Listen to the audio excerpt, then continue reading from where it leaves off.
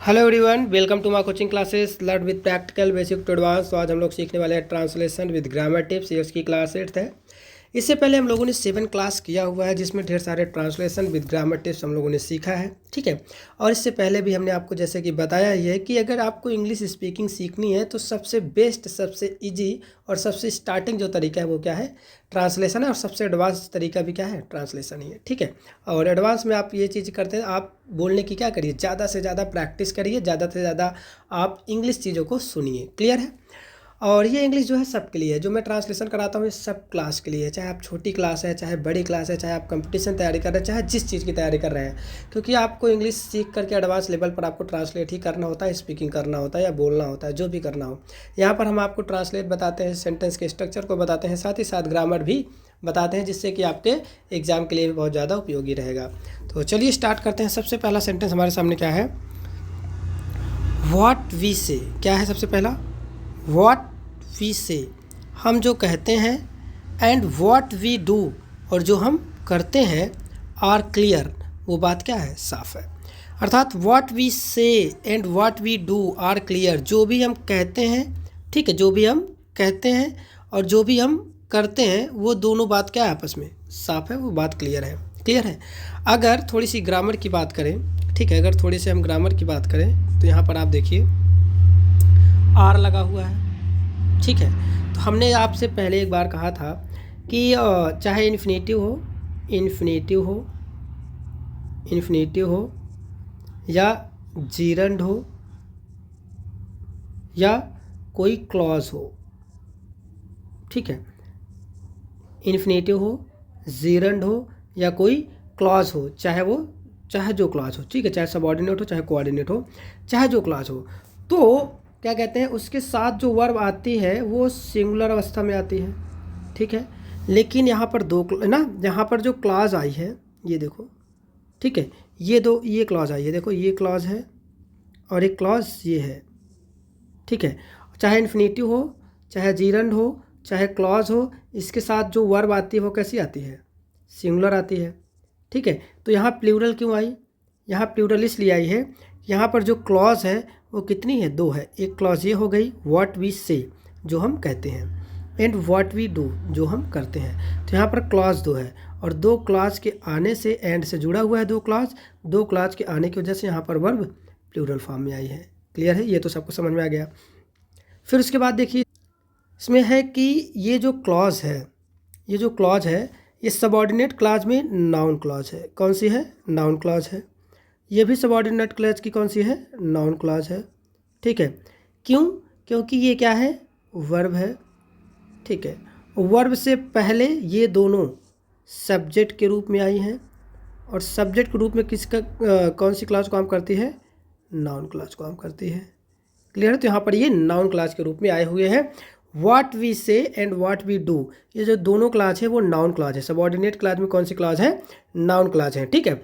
जो स्पष्ट है वो क्या स्पष्ट है, जो हम कहते हैं और करते हैं, ये दोनों बात क्या है, स्पष्ट है, वो दोनों बात साफ है। क्लियर है। और आगे चलते हैं दूसरे में, this means of travelling is या are fit for all. This means, ये जो साधन है ऑफ ट्रेवलिंग, ठीक है, ठीक है, ऑफ ट्रेवलिंग यात्रा करने का, is are fit for all, ये सबके लिए उपयुक्त है। This means of travelling is are fit for all, या यात्रा करने का जो साधन है सभी के लिए क्या है, उपयुक्त है। क्लियर। तो यहाँ पर जो मीन्स, अगर थोड़ी सी ग्रामर की बात करें इसमें क्या हो जाएगा, देखिए आप देख लिए हैं ना, this means of travelling is and are fit for all, सबके लिए क्या है, उपयुक्त है।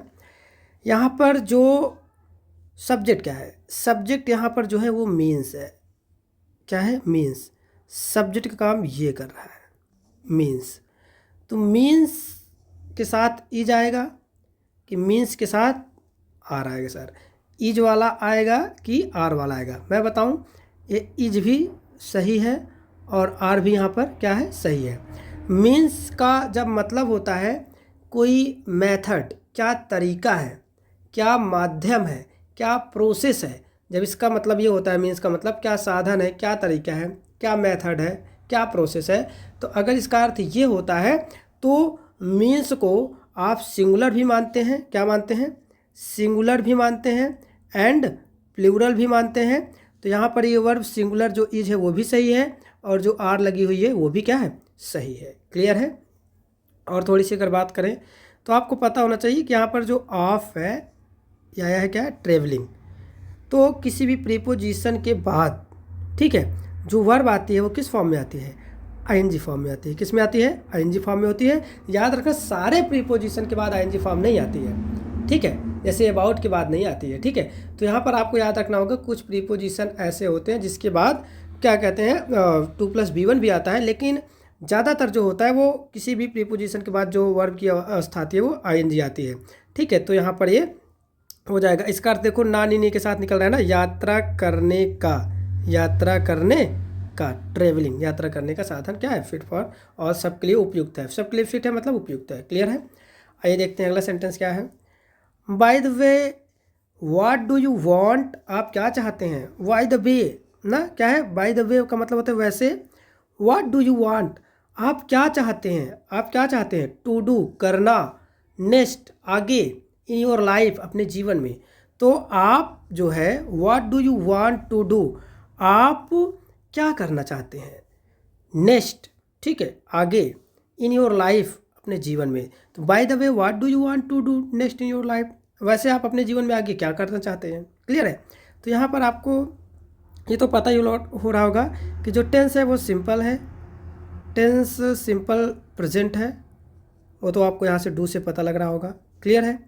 सेंटेंस यहाँ पर ये इंट्रोगेटिव है। सेंटेंस कौन सा है, इंट्रोगेटिव है। और इंट्रोगेटिव में कौन सा है, इनडायरेक्ट इंट्रोगेटिव है, ये आपको पता ही लगता है, ठीक है। इंट्रोगेटिव जो होते हैं दो प्रकार के होते हैं, एक होता है डायरेक्ट, क्या होता है, डायरेक्ट, और एक कौन सा होता है, इनडायरेक्ट, ठीक है। जो डायरेक्ट होते हैं वो हेल्पिंग वर्ड से स्टार्टिंग होती है उनकी, ठीक है, जिसे ऑक्सिलरी वर्ब बोलते हैं। और इनडायरेक्ट जो होते हैं वो क्वेश्चन वर्ड से स्टार्टिंग होती है, ठीक है, याद रखना है हमको थोड़ा सा, ठीक है। बाय द वे, यहाँ पर इसको ध्यान रखना, इसका मतलब होता है वैसे, जब आपको बोलना होगा बाय द वे, ठीक है। जैसे आपने कहा वैसे आप कहाँ जा रहे हैं, by the way where are you going, ठीक है। तो बाय द वे, ठीक है, वैसे आप क्या कर रहे हो, व्हाट आर यू डूइंग, ठीक है। तो ये आप बाय द वे आप ऐसे लगा सकते हैं। इसको फ्रेज को याद रखना, वैसे आप क्या कर रहे हैं, वैसे आप क्या लिख रहे हैं, तो इस तरीके से बोलने में आपको काम आएगा, ठीक है। What do you want to do next in your life, ठीक है। तो यहाँ पर आपको सब कुछ समझ में आ रहा है, कोई दिक्कत नहीं है, ठीक है, कुछ बताने लायक नहीं है यहाँ पर, बस इतना देखिए थोड़ा सा। वांट जो है, वांट, वांट एक ऐसी वर्ब है जिसके बाद यहाँ पर इन्फिनेटिव का प्रयोग किया जाता है, इसको याद रखना। वांट एक ऐसी वर्ब है जिसके बाद इन्फिनेटिव का प्रयोग किया जाता है। आपको पता है कि एडवांस वर्ब जो होती है, एडवांस वर्ब जो होती है उसमें आपको ये जानना पड़ता है कि कौन से वर्ब के बाद या कौन से एडजेक्टिव के बाद, ठीक है, इन सब चीज़ों को ध्यान रखना, कौन से वर्ब हो, कौन से एडजेक्टिव हो, क्या एडवर्ब है, उसके बाद आईएनजी फॉर्म वर्ब आती है कि मतलब आईएनजी फॉर्म आती है कि इन्फिनेटिव आता है। यह आपको ध्यान में रखना पड़ता है, याद करना पड़ता है। जैसे कुछ वर्ब होते हैं जैसे लाइक हो गया, लव हो गया, स्टार्ट हो गया, और क्या कहते हैं स्टॉप हो गया, स्टार्ट हो गया, इसके बाद आईएनजी फॉर्म भी आती है और इन्फिनेटिव भी आता है, ठीक है। तो ये सब ना, जैसे अवॉइड हो गया, इसके बाद आईएनजी फॉर्म ही आती है, ठीक है। तो ये सब सारी चीज़ों को आपको याद करना पड़ता है एडवांस वर्ब में जब आप नॉन फाइनाइट वर्ब पढ़ते हैं, ठीक है। तो एक सब्जेक्ट, एक सेंटेंस में आपको पता है कि एक सब्जेक्ट के लिए एक ही फाइनाइट वर्ब आती है, दूसरी कौन सी वर्ब होती है, नॉन फाइनाइट वर्ब होती है। तो ये टू इन्फिनेटिव क्या है, नॉन फाइनाइट वर्ब है, ठीक है। तो चलिए ठीक है, मिलते हैं नेक्स्ट वीडियो में, तब तक के लिए धन्यवाद।